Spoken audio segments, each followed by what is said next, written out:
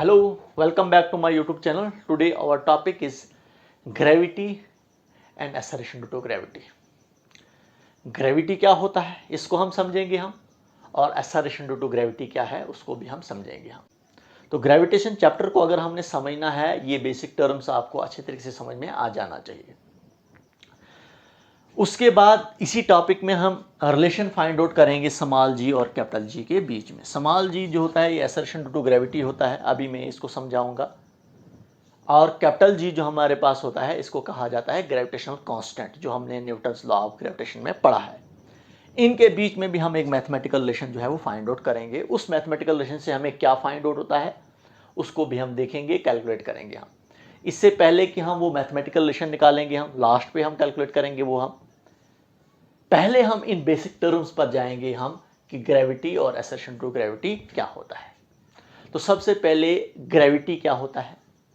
It is a force exerted by an earth on a body which is on the surface of earth or above the surface of earth.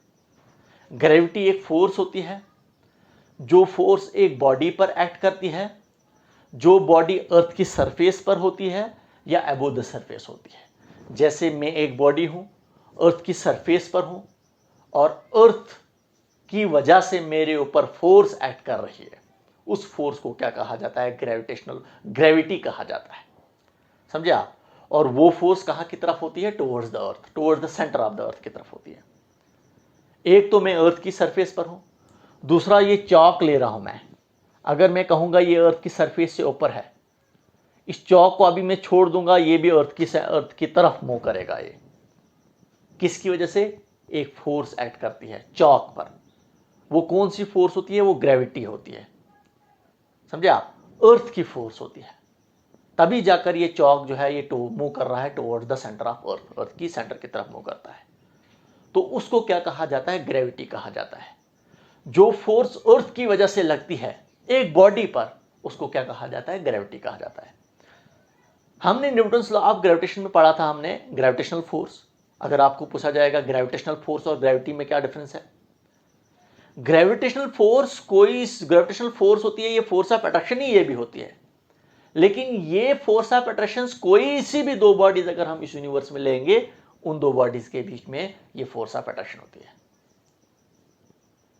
Gravity भी एक force है, force of attraction ही है ये भी, लेकिन इसमें एक body हमारे पास क्या होती है? अर्थ होती है।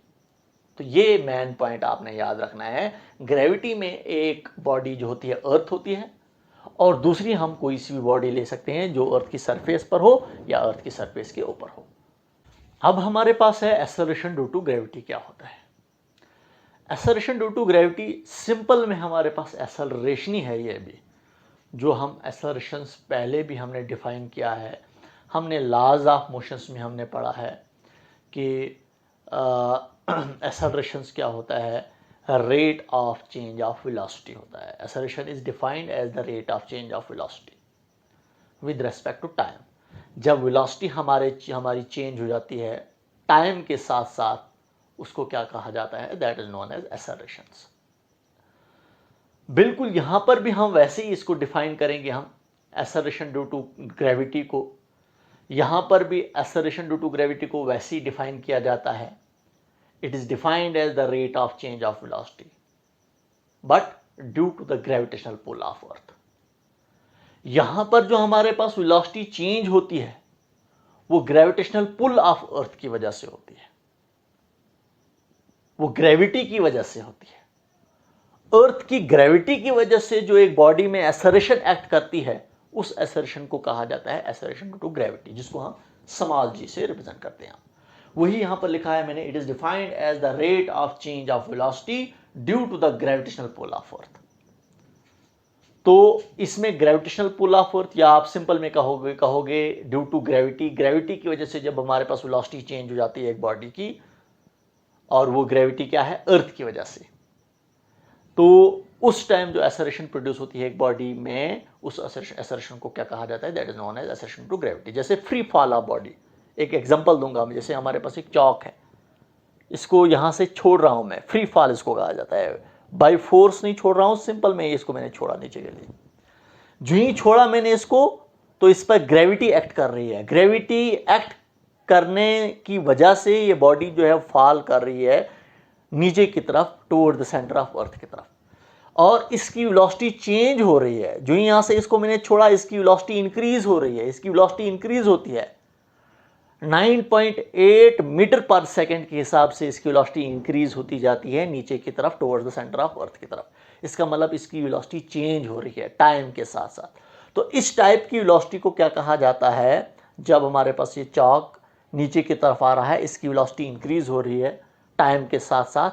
तो जब वेलोसिटी इंक्रीज हो जाती है टाइम के साथ साथ, और यहाँ पर वेलोसिटी जो चेंज हो रही है, जो इंक्रीज हो रही है, वो किसकी वजह से हो रही है? वो ग्रेविटेशनल पुल ऑफ अर्थ की वजह से हो रही है, ग्रेविटी की वजह से हो रही है, अर्थ की वजह से हो रही है। इसमें एक्सेलरेशंस, तो उसको क्या कहा जाता है? That is known as acceleration due to gravity, जिसको हम स्मॉल जी से रिप्रेजेंट करते हैं। तो ये मैंने बेसिक डेफिनेशंस आपको मैंने बोली, ग्रेविटी क्या होता है, एक्सेलरेशन ड्यू टू ग्रेविटी क्या होता है, और उसके बाद मैंने थोड़ा सा मैंने आपको बोला ग्रेविटी और ग्रेविटेशनल फोर्स में डिफरेंस क्या है।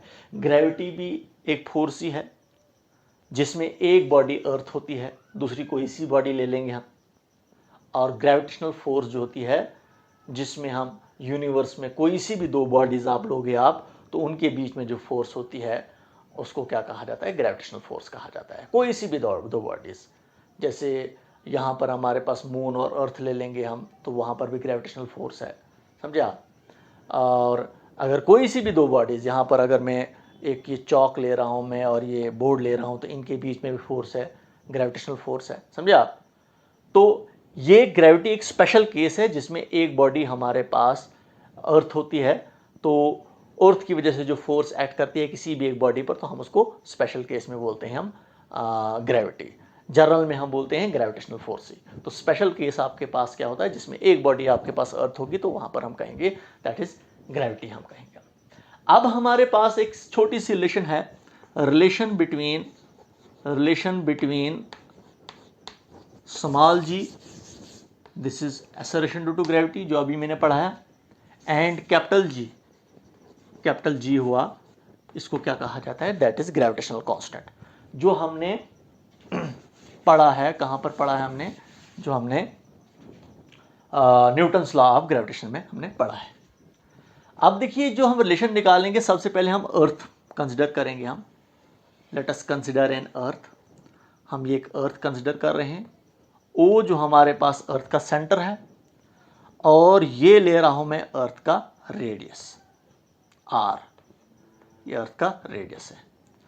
इस अर्थ की सरफेस पर हमने एक बॉडी को रखा है जिसका मास जो है हमारे पास क्या है? स्मॉल एम है। इस अर्थ का मास जो है, जिसको हमने कंसिडर किया है, ये स्फेरिकल फॉर्म में है, इसका मास कैपिटल एम है। और जो बॉडी अर्थ की सरफेस पर है उसका मास क्या है हमारे पास जो है? दैट इज स्मॉल एम है। तो देखिए, वी नो दैट हमने न्यूटन्स लॉ ऑफ ग्रेविटेशन में पढ़ा है, कोई सी भी दो अगर बॉडीज हम इस यूनिवर्स में ले लेंगे, उनके बीच में फोर्स ऑफ अट्रैक्शन होती है। वैसे ही यहां पर भी हमारे पास अगर एक अर्थ है और दूसरी हमारे पास अर्थ के सरफेस पर एक बॉडी है जिसका मास स्मॉल एम है, तो इनके बीच में भी फोर्स ऑफ अट्रैक्शन होगी, वो ग्रेविटेशनल फोर्स ऑफ अट्रैक्शन होगी। अकॉर्डिंग टू न्यूटन्स लॉ कहता है कोई सी भी दो बॉडीज अगर इस यूनिवर्स में लोगे, उनके बीच में जो फोर्स ऑफ अट्रैक्शन होती है वो किसके इक्वल होती है? वो G M M divided by are square के इक्वल होता है। G is gravitational constant, mm, that is the product of two masses, one is the mass of earth, another is the mass of the body, and r, it is the distance between the two bodies.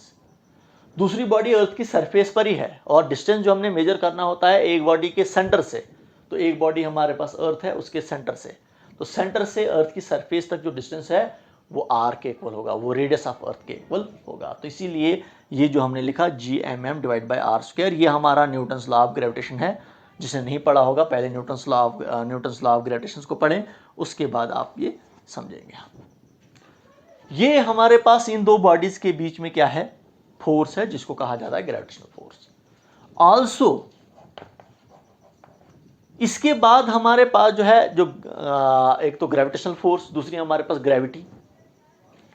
अब जो अर्थ इस body पर force act कर रही है अर्थ की वजह से, इस बॉडी पर अर्थ की वजह से जो फोर्स एक्ट कर रही है इस बॉडी पर, उस फोर्स को रिप्रेजेंट किया जाता है, वो फोर्स किसके इक्वल होता है, वो mg के इक्वल होता है। m is the mass of body and g is the acceleration due to gravity, जो मैंने आपको पढ़ाया। देखिए mg आपको पता है वेट भी इसी के इक्वल होता है, वेट mg के इक्वल होता है, समझे आप। तो वेट भी हमारे पास फोर्स ही है, इसका मतलब हमारे पास कितनी फोर्स एक्ट कर रही है हमारे पास एक बॉडी पर, जो बॉडी अर्थ की सरफेस पर है, वो फोर्स जो होगी वो वेट ऑफ बॉडी के इक्वल होगी। जितना बॉडी का वेट होगा उतनी ही फोर्स एक्ट करती है इस बॉडी पर जो अर्थ की सरफेस पर है। किसकी वजह से, अर्थ की वजह से, समझे आप। तो इसका मतलब ग्रेविटेशनल फोर्स और ये जो हमारे पास अर्थ की वजह से जो फोर्स है, समझे आप, ये दोनों इक्वल होंगे, समझे आप। तो ग्रेविटेशनल फोर्स इस बॉडी और अर्थ के बीच में फोर्स, फोर्स ऑफ अट्रैक्शन, और दूसरी जो अर्थ लगा रही है इस पर फोर्स, इस बॉडी पर फोर्स लगा रही है, वो ग्रेविटी होती है, वो भी हमारे पास mg के इक्वल होगा। दोनों फोर्सेस जो होंगे वो इक्वल होंगे, और ये फोर्स किसके होगा, वेट के इक्वल होगा, समझा। तो ये दोनों फोर्सेस क्या हैं, ये इक्वल हैं।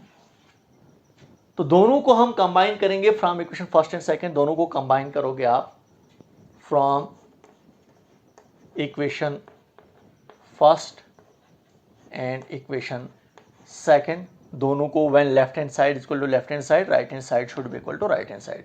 इसका मतलब mg जो हमारे पास आएगा that is equal to gm divided by r square के इक्वल आएगा। यहाँ पर एक m कैंसिल हो जाएगा, तो एक्सेलरेशन ड्यू टू ग्रेविटी जो आपके पास आ रहा है वो gm divided by r square के इक्वल आ रहा है। ये आपके पास एक मैथमेटिकल रिलेशन है, किसके बीच में, स्मॉल g और कैपिटल G के बीच में। Small g it is acceleration to gravity, capital G that is gravitational constant. तो इनके बीच में मैथमेटिकल रिलेशन आपके पास ये आ रहा है। और यहां से आपने एक मोस्ट इंपॉर्टेंट कंसेप्ट समझना है आपने, जो एक्सेलरेशन ड्यू टू ग्रेविटी एक बॉडी पर एक्ट करती है वो inversely proportional to the radius होता है, रेडियस ऑफ अर्थ है, समझे आप। जितना हमारे पास अर्थ का रेडियस बढ़ेगा, अगर अर्थ का रेडियस बढ़ेगा तो एक्सेलरेशन टू ग्रेविटी कम हो जाएगी। अगर अर्थ का रेडियस कम हो जाएगा तो एक्सेलरेशन टू ग्रेविटी बढ़ जाएगी, समझे आप। तो ये एक इंपॉर्टेंट कंसेप्ट है। अगर हमने एक बॉडी को अर्थ की सरफेस पर रखेंगे हम, और वहां से हम बोलेंगे कि एक्सेलरेशन टू ग्रेविटी किस पर डिपेंड करती है जो बॉडी अर्थ की सरफेस पर होगी, तो हमने देखा कि एक्सेलरेशन टू ग्रेविटी वो सिर्फ और सिर्फ मास ऑफ अर्थ पर डिपेंड करती है, कैपिटल M उसी को रिप्रेजेंट करता है, एंड रेडियस ऑफ अर्थ पर डिपेंड करता है। यहां पर आप देखोगे, आप acceleration to gravity mass of body पर डिपेंड नहीं करता है, स्मॉल m आपको कहीं नजर नहीं आ रहा है। तो एक्सेलरेशन टू ग्रेविटी जो हमारे पास जो है वो सिर्फ और सिर्फ हमारे पास जो है मास ऑफ अर्थ पर ही डिपेंड करता है और रेडियस ऑफ अर्थ पर डिपेंड करता है, न कि मास ऑफ बॉडी पर डिपेंड करता है, जो बॉडी हमारे पास अर्थ की सरफेस पर होती है। तो ये हमारे पास एक मैथमेटिकल रिलेशन है। इसमें देखोगे एक्सेलरेशन टू ग्रेविटी ना शेप ऑफ बॉडी पर डिपेंड करता है, बॉडी का शेप कैसा है, बॉडी की शेप साइज कैसा है, बॉडी का मास कैसा है, जो अर्थ की सरफेस पर बॉडी है उस पर डिपेंड नहीं करता है, सिर्फ और सिर्फ अर्थ के मास पर डिपेंड करता है और अर्थ के रेडियस पर डिपेंड करता है एक्सेलरेशन टू ग्रेविटी। और इस एक्सेलरेशन टू ग्रेविटी से हमें यह पता चलता है कि अर्थ की फील्ड, ग्रेविटेशनल फील्ड कहां तक है। जब हम अर्थ के ऊपर जाएंगे, अर्थ के अंदर जाएंगे, हमारे स्मॉल g की वैल्यू जो है वो चेंज होती है। वो आपका नेक्स्ट टॉपिक होगा, that is the variation of g with height, with depth, समझे आप, with the shape of earth. तो वो हमारा नेक्स्ट टॉपिक होगा। तो इस g से हमें ये पता चलेगा, जहां पर ऐसे, जैसे हम इस बॉडी को उठाकर यहां पर रखेंगे, अगर इस बॉडी पर एक्सेलरेशन एक्ट करेगी यहां पर, तो हम कहेंगे इस अर्थ की ग्रेविटेशनल फील्ड यहां तक है।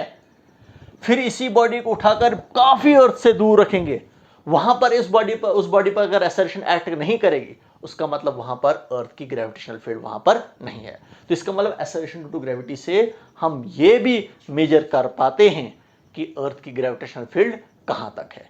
तो ये हमारे पास टॉपिक था, एक छोटा सा टॉपिक था हमारे पास, ग्रेविटी क्या होता है, असर्शन टू ग्रेविटी क्या होता है, और दूसरा हमारे पास स्मॉल जी और कैपिटल जी के बीच में एक मैथमेटिकल रिलेशन क्या है। Okay, goodbye, thank you.